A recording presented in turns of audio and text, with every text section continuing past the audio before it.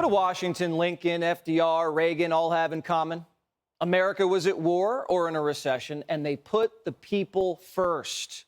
They didn't worry about how history would judge them. Bush 43 put it this way. I'll let history take its course. The key for me was that I gave it my all. You know, I served, I didn't sell my soul, and history will ultimately be the judge. History is best written by historians. And now the Jewish Puerto Rican truck-driving Greek professor raised in the black church claims he's a historian too. Here he is reflecting on his legacy. Did you spend a lot of time thinking about what your legacy would look like? Well, I hope the legacy is that I kept my word, that I said that the reason I was running was to help change the life of ordinary people and reduce the prospect of war, and because of Vietnam. And when I ran, I said that I was once asked, well, why, when I was 29 years old, I said it must be a secret. And so I hope my legacy is that I was honest, straightforward, and did what I said. Biden's compared himself to Washington at Valley Forge, Lincoln at Gettysburg, Roosevelt during World War II, and shamelessly plagiarized the Kennedys.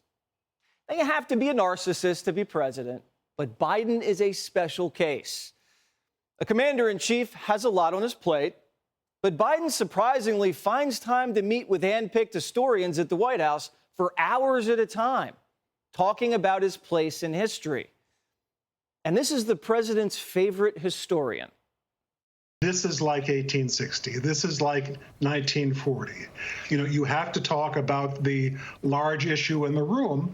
And just as Lincoln gave the House divided speech, just as Roosevelt gave a speech on the State of the Union about the four freedoms, here is the time when President Biden has chosen. From now until the election in November, we've all got to say the only issue is democracy versus dictatorship.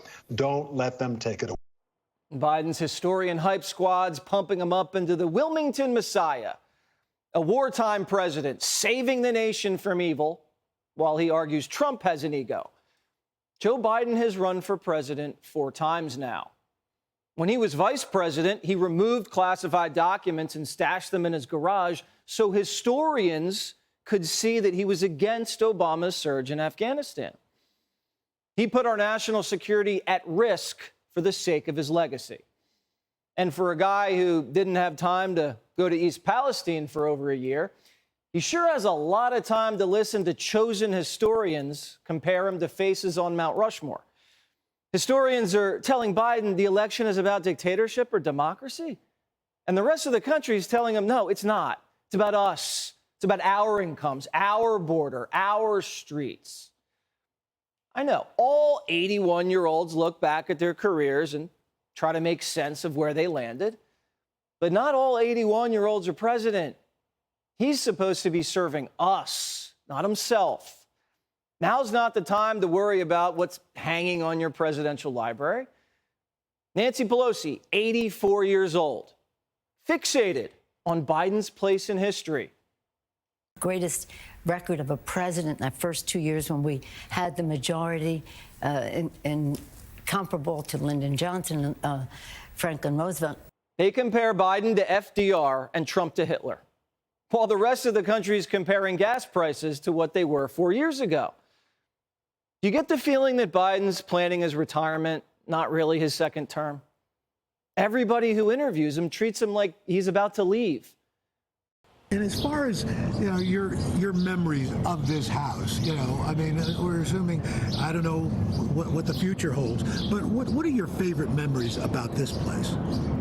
Our kids jumping in bed with us, our grandkids when they're down here, just sneaking up and jumping in bed with us. That's my favorite memory here. They love it. They love wandering through the halls. There's 2 floors upstairs, a lot of bedrooms. It's a private residence. And they just love coming down. Do you ask a president in his first term, what's your fondest memory about the White House? Or do you ask him, what's your vision for America? Because I thought Roker could only predict rain. Does he know something we don't? Biden's inner circle has created a fantasy land where Joe actually believes he can hear the founding fathers rooting for him. What, in your view, constitutes the primary threat to freedom and democracy at home? Donald Trump. Seriously. Donald Trump uses phrases like, he's going to eviscerate the Constitution, he's going to be a dictator on day one. I can't think of any other time in my lifetime, in history that's occurred, that you've had somebody who's had this kind of attitude. He says I'm going to be a dictator on day one. No one doesn't believe him. The real Biden legacy: COVID, inflation, Ukraine, and illegal immigration. And a few bridges built. His former chief of staff just caught on a hot mic saying this, quote, "I think the president is out there too much talking about bridges. He does 2 or 3 events a week where he's cutting a ribbon on a bridge. If you go into the grocery store, eggs and milk are expensive. The fact that there's an effing bridge, it's kind of a fool's errand. A president's never won an election over a bridge. As Carville said, it's the economy, stupid. Biden knows this. It's why he lies about it." You chose this company today to deliver a message on the economy. I've heard you talk about economic growth, job creation. What do you say to the families, not just Latino families, but families across the country that don't feel that economic growth, that job creation reflected in their paychecks, in their pockets? Well, it's not yet, but guess what? The 15 million jobs that we've created so far, more than any president has in the time period. Biden's real legacy is a lie. Millions of Biden's jobs went to migrants. A lot of this job growth, part-time jobs. Real wages are down. Prices are up. Inflation, still hot. Hotter than expected, 3.5. This is 3/10 hotter than we looked at in the rearview mirror. Gas prices up 40%, rent, used cars, groceries, all up 20%. Americans are skipping meals to pay their mortgage. You can't even buy a house with rates this high. Not since the Great Depression have we seen so many young adults living at home with their parents. But it's not just numbers. Forget about the numbers. How do the people feel?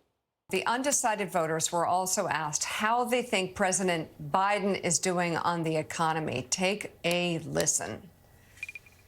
I think he's been absolutely disastrous for the economy. I agree. Raise your hand if you think President Trump's policies on the economy would be better for your family personally. Raise your hand. All right, so that is everybody. The legacy of the president is what other people think of you, not what you think of yourself. Click here to subscribe to the Fox News YouTube page to catch our hottest interviews and most compelling analysis. You won't get it anywhere else.